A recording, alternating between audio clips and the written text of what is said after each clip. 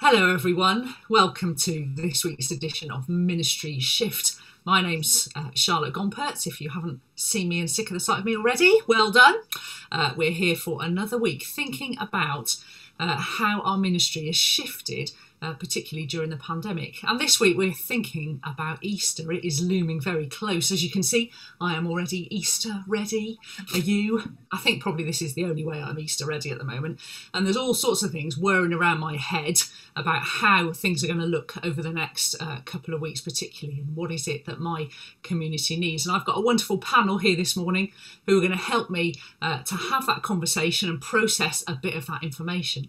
So this morning I've got with me Jeremy.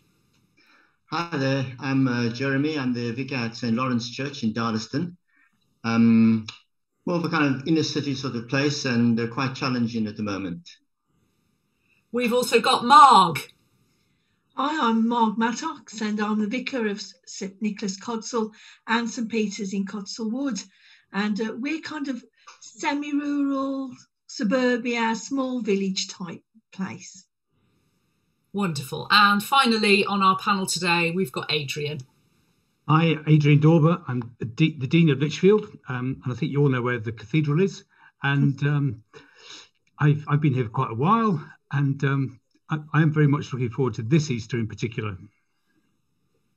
Wonderful. So a good variety of people with different experiences and different interests with us this morning. So we're thinking about this question about Easter, this wonderful message of hope that comes with the resurrection of our Lord this year. But it's still, we're still in this pandemic, in this season where things feel pretty hopeless. So how is it that we're going to be sharing this message of joy and hope this year?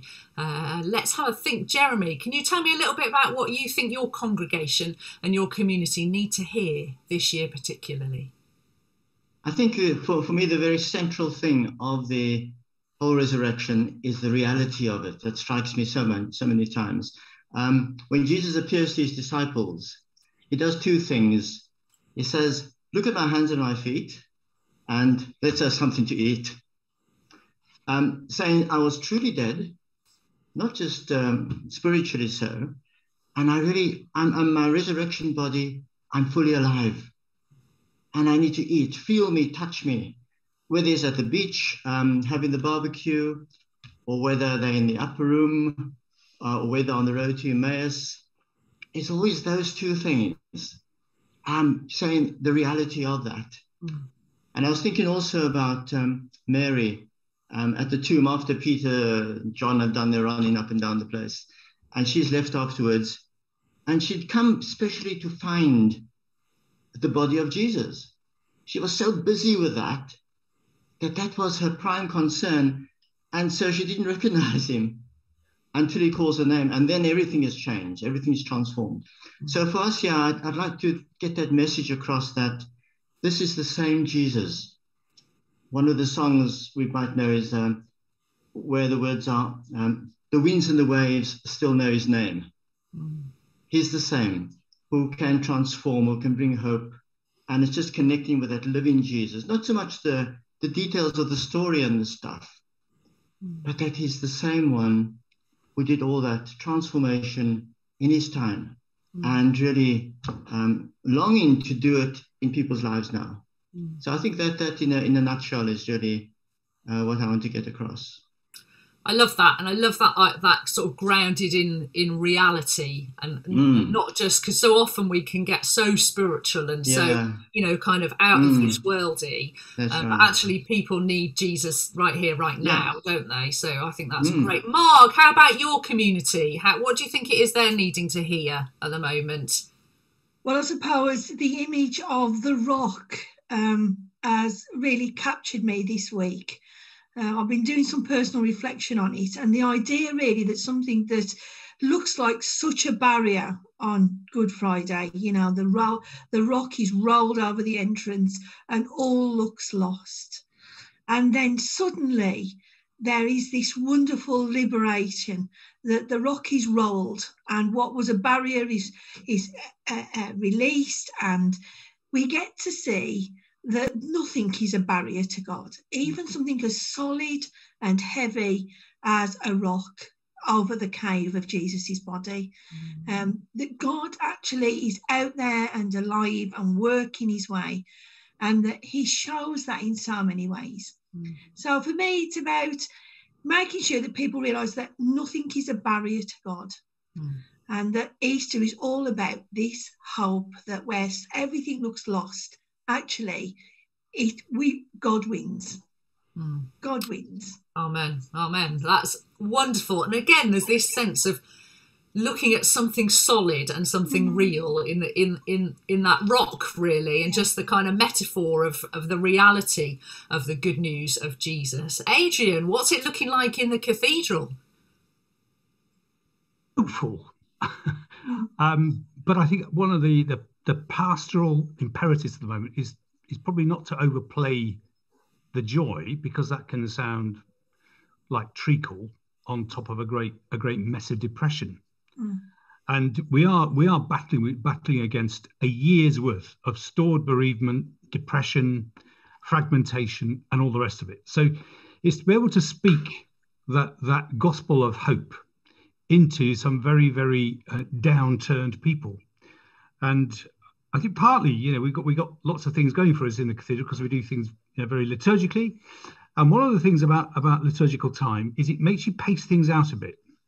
So yes, we will go through the darkness and the bereavement of Good Friday and the nothing of Holy Saturday.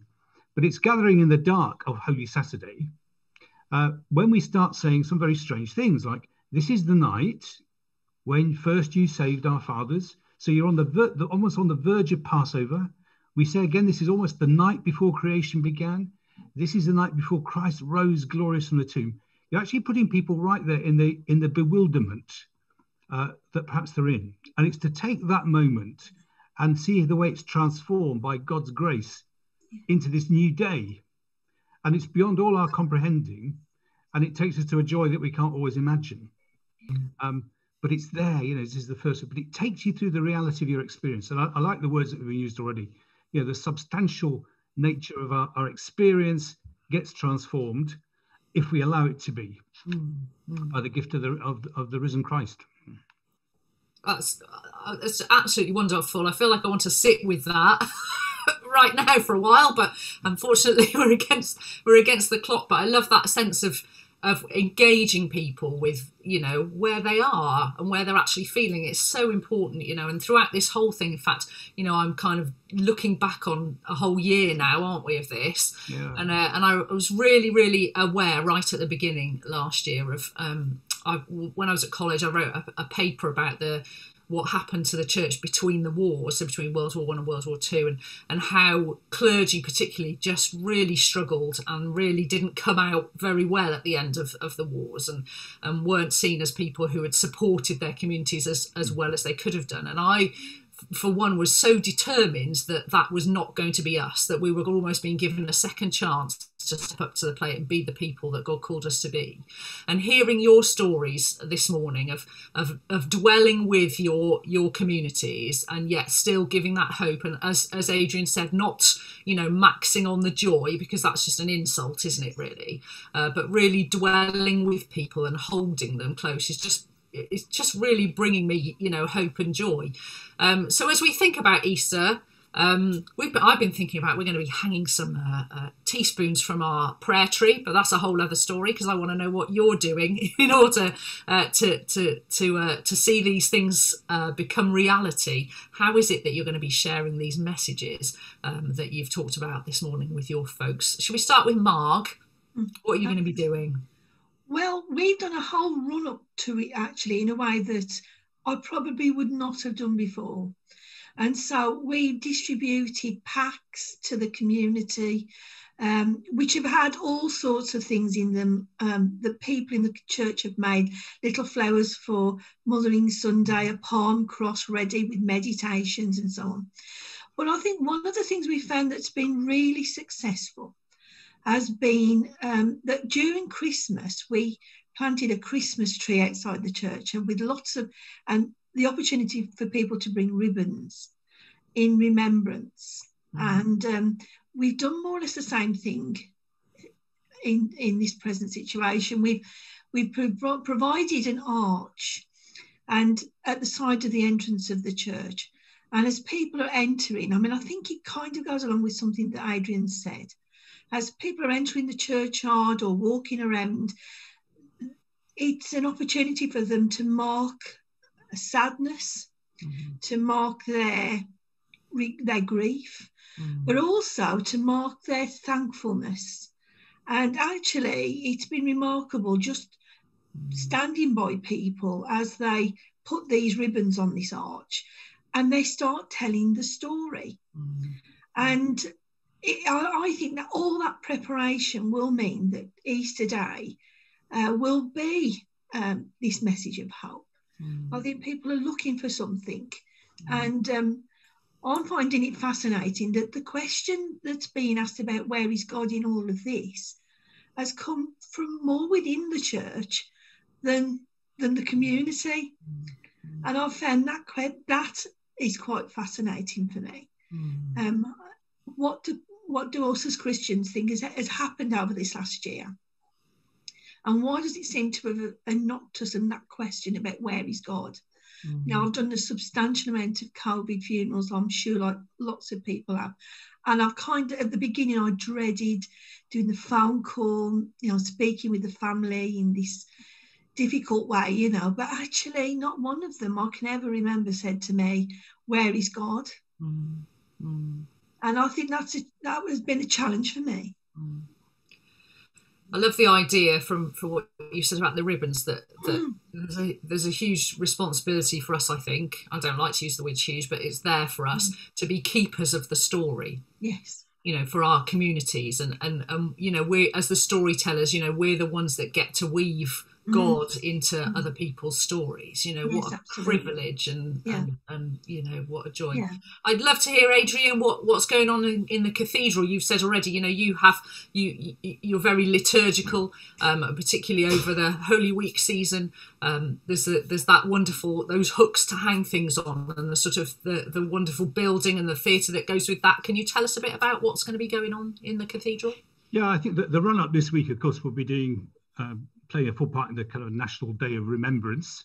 So that we're going to light the cathedral up with yellow light, and the words we're asked to put: support, hope, remember, or reflect. So that's a moment, and the cathedral will be open for people to come in and light candles and leave prayers, and there'll be a special service. But then, of course, when we go to Holy Week, there's the outdoor Palm Sunday service. We can't process with a donkey this year, but we can still gather outside and walk in. So you get the sense of movement, being a crowd going to Jerusalem, a socially distanced crowd this year. And then we have a fairly quiet 3 days. There's lots going on, but lots of worship opportunities. But every night we have a special quiet service of reflection, and let the story unfold. It's, as you say, Marg, I think, and Charlotte, telling the story is very important. We're sending out a pack this year because there are still people who be very nervous about coming to church. So in the pack, Palm Cross, This is Holy Week poster, a set of reflections to say at home, and we can all say together, so you get that kind of congregational solidarity. Because we can't wash feet this year, as we do in the liturgy on Maundy Thursday, we're sending out those kind of plastic slippers everybody can have, full of aloe vera. So we're asking people to anoint their feet. Just as Jesus ministered to his disciples with tired, weary feet, minister to one another, even if you're a household. So that's what we're doing. And there will be an Easter card with a picture of the icon of the resurrected Christ on that, with a prayer from us. So there's lots going out. And of course, we have the usual Good Friday service, and we ask people to come and put a red ribbon on this life-size cross to mark their prayer or their penitence, their desire for God. And on Holy Saturday, it's kind of just a day of emptiness. And then, of course, on the night, there's the big vigil. We decorate the church. There'll be baptism and confirmation in the course of that. And we sing the fantastic Easter Vigil Exultet, which is Rejoice, Heavenly Power, Sing, Choirs of Angels. The whole universe has been reborn in hope. That's the big thing. And then it's the usual kind of pattern of church life. There's so much going on. I want to very briefly give Jeremy the opportunity to tell us very briefly what it is he's going to be doing. Yeah, I think because we've been closed for face-to-face worship for a while, Easter Day is when we open in. Ooh. And so that's got quite a buzz going in the parish, quite a lot of excitement. And a couple on Mother's Day, a couple of us went out in the rain with a wheelbarrow and lots of pot plants to a number of homes of vulnerable elderly folk who were so filled with joy by receiving that. And the news has just got out. So it's just about that excitement people have, that resurrection hope that it's coming back into the building, into God's presence, into a lot of things happening. So that's quite exciting that we're opening on the same day as Easter Day. Yeah, that's wonderful. There's some really exciting things going on there. I kind of feel like I need to say whatever you're doing is okay. I think as clergy, some of us, I'll say for me, are just wiped out with the whole thing. And my creative energy has been quite exhausted at times, I have to say. So I just want to say, for those who are watching, whatever you're doing is okay, and we trust that God will bless what you're doing and be in your ministry, whatever it looks like over the next couple of weeks. Thank you for joining me, folks on the panel. Thank you for joining me, folks out there.